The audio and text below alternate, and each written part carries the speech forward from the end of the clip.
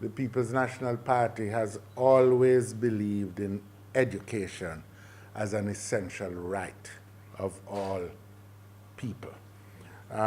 It is not only a vital aspect of personal advancement, holding the key, in effect, to unlocking the potential of every individual to achieve in life. But it is also a vital aspect of national development because in today's global economic environment, the capacity of a country to use knowledge is a vital factor of production. We remain proud of our role as a party in opening up access to the educational system.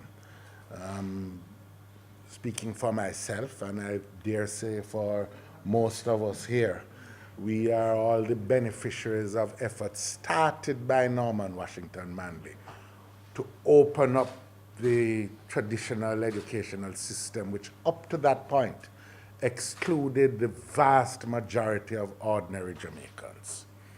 Tremendous gains have been made over the years by administrations drawn from both political parties.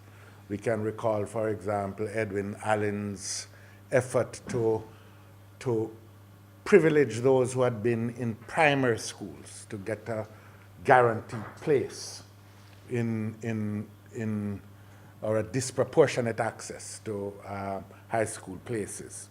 But despite all the gains over the years, it is clear that there are some important gaps which remain in our social reality.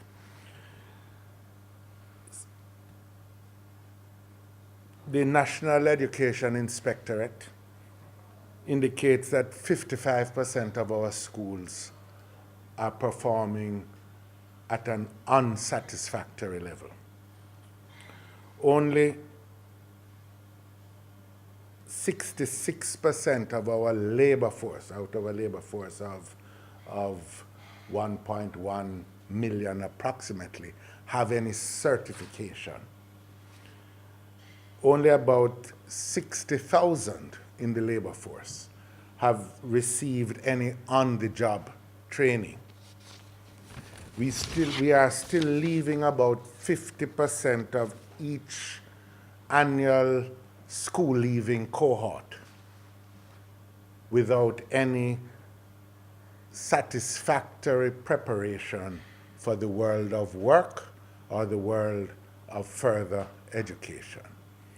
It is from this reservoir of young people that many of the recruits into the criminal lifestyle are found. Many of the people who pursue a life either of criminality or violence or hopelessness. And certainly it represents a travesty as far as the country's waste of vital human resource. That is the background against which we have thought it necessary to establish this Education and Training Reimagining Commission. Our purpose is to ensure that we address the fundamental issues, first of all, of how do we deliver adequate, useful education to all Jamaica's children?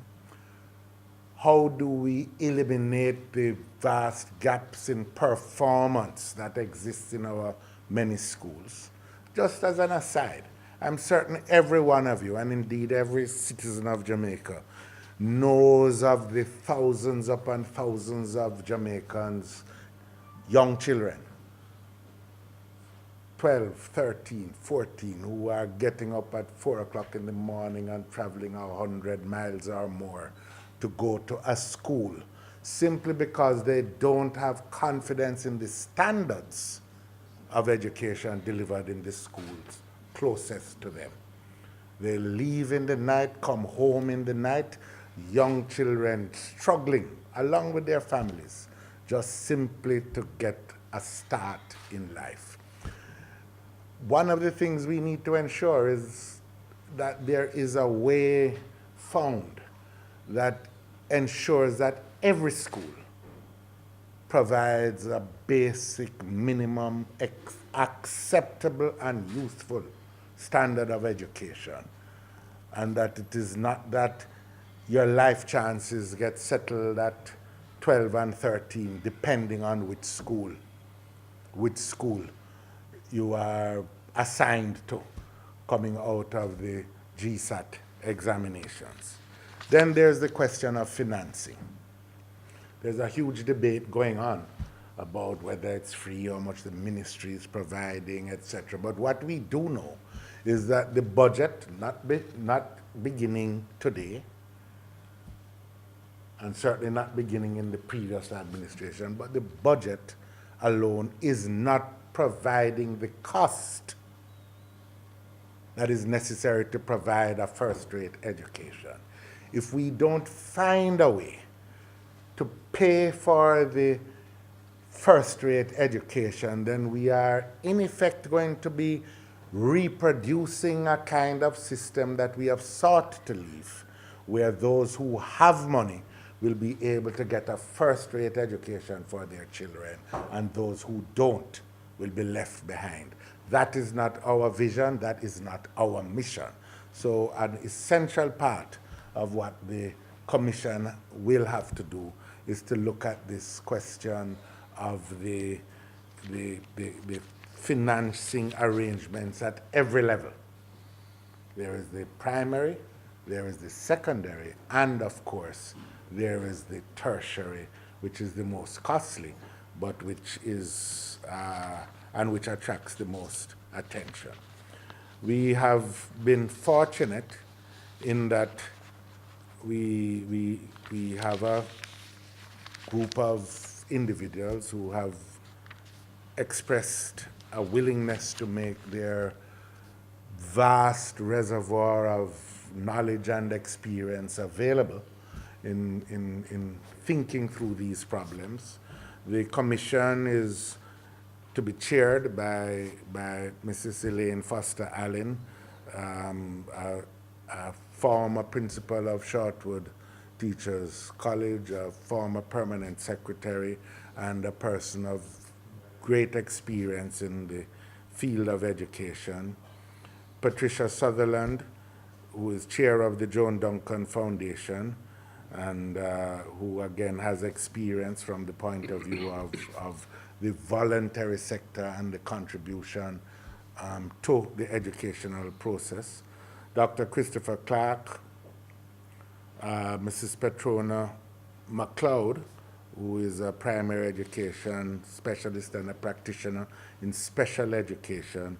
Mr. Gary Francis, an actuary who has focused on the question of education and student financing.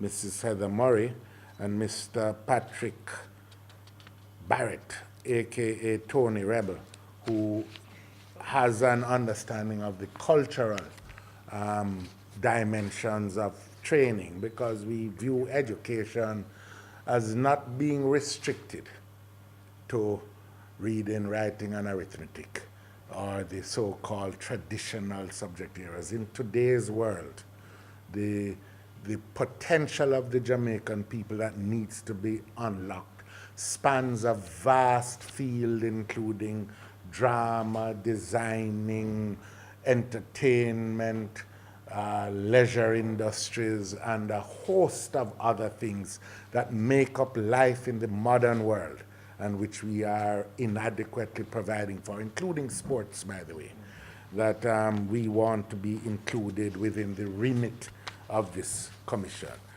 This commission is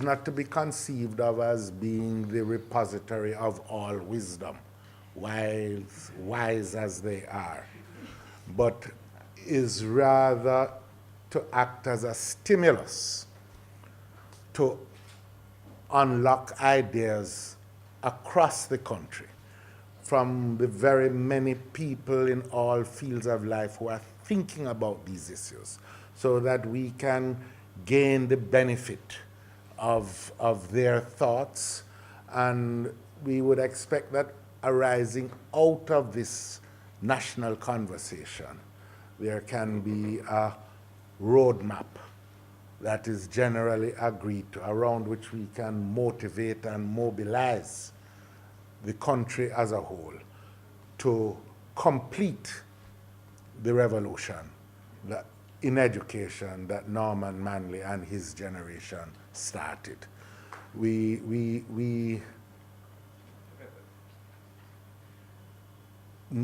are very cognizant that so many of our young people are feeling hopeless about the future. If we are to take an indication from the recently published polling data in one of our newspapers, that so many people are believing that the opportunities are not there and don't exist.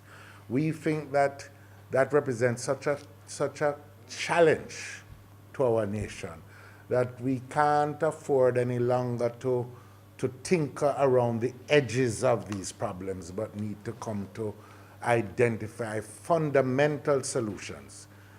To know where you want to go is the first step that you need when you are embarking on any journey. How you are going to get there may not be entirely clear at the outset, but you certainly need to know what the destination is that you're going to focus on.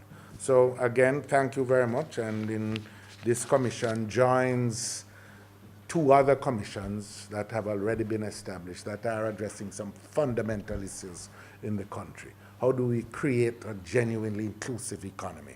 The New Economy Commission and Innovation Commission. How do we overcome the inequalities in the distribution of economic assets, primarily land? And that's why we have set up the Land Titling Commission.